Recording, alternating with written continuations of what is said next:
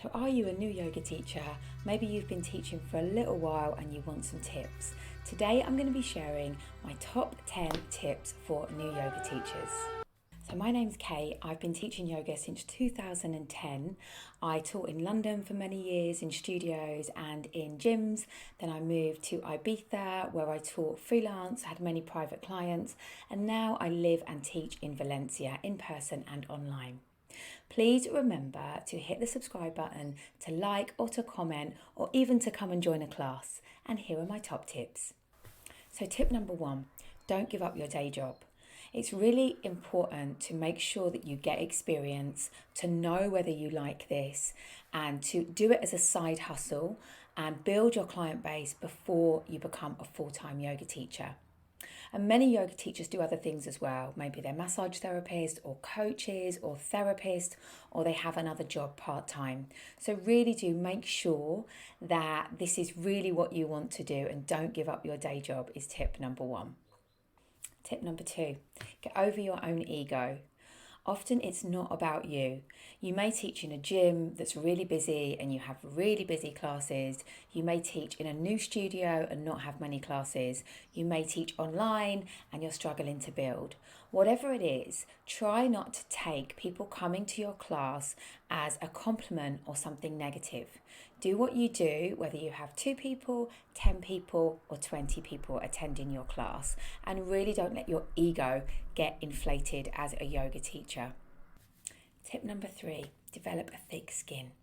When you're starting out, often you're a substitute teacher or you're covering for teachers, and often your students will look as if to say, oh no, I don't want a cover teacher.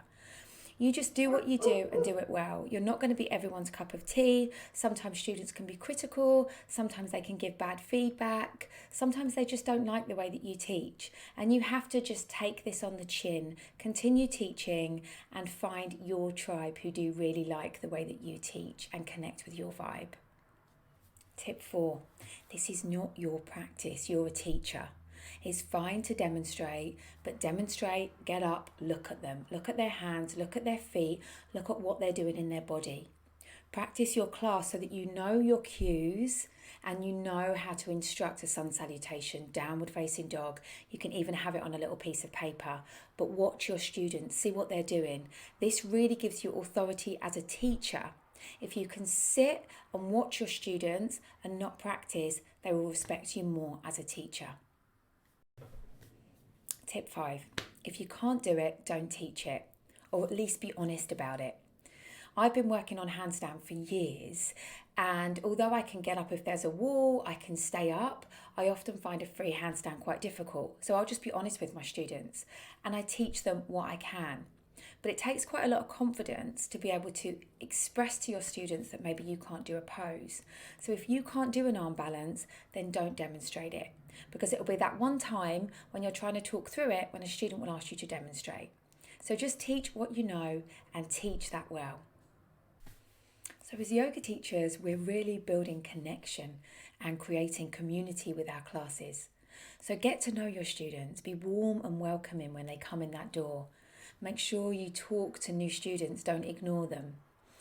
Always try to learn their names or write them down and get to know their bodies. Say their names. Karen, can you move your foot back? Sarah, can you step forward? Ask them if they want to go for a coffee or a juice after class. This is really what we're doing. We're creating this community, this glue, to really get to know our students on a physical, emotional, and a spiritual level. Tip 7. It's all about the voice. A yoga teacher's voice is so important. I've started actually wearing a headset when I teach now, and this gives me a much softer sound to my voice. You're creating a relaxed and beautiful environment, so your voice is really important. I've been to yoga classes and the teacher's voice has really grated, and I wouldn't go back to the class because of her voice. And students also say to me that they love my voice and it relaxes them. So really hone your yoga teacher voice. Tip number 8, your words are powerful. So think about bringing a theme into your class, or a word that you're going to use throughout the class, or maybe a few words. You know, your theme could be something like balance, and you're going to bring that in a few times. It could be presence. It could be the sun. Whatever it is, just try and weave it in a little bit throughout your class and really slow down as you speak and really land that message that you want to land throughout the class. Tip number 9, invite intention into your class. As you start your class, invite your students to make an intention. Or maybe you have a theme and you want to invite a thought, but something at the start of that class to give that class more resonance, to really help your students to connect to yoga beyond the physical, to really get them to think.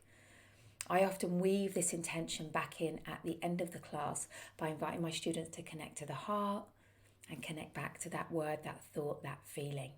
So give your classes more substance by invitation of intention. And my final tip, tip 10, is to come back to the breath. Most people are busy, they're moving too fast, they're not connecting to their breath. Yoga is in essence all about the breath. So bring them to the breath at the start of the class. Draw them into the breath during your class as they move through the asana. Bring them back to the breath when you finish the class. And observe how they're breathing. I often find that many of my students are tensing their jaws and you can see that they're not breathing. So when you're looking at your students, invite the breath, always coming back to the breath, the essence of yoga. So thank you for watching. If you liked my video, please like, subscribe and comment. And if you'd like to connect with me, if you'd like to book a class or a one-to-one, I would love to share with you. Thank you, thank you.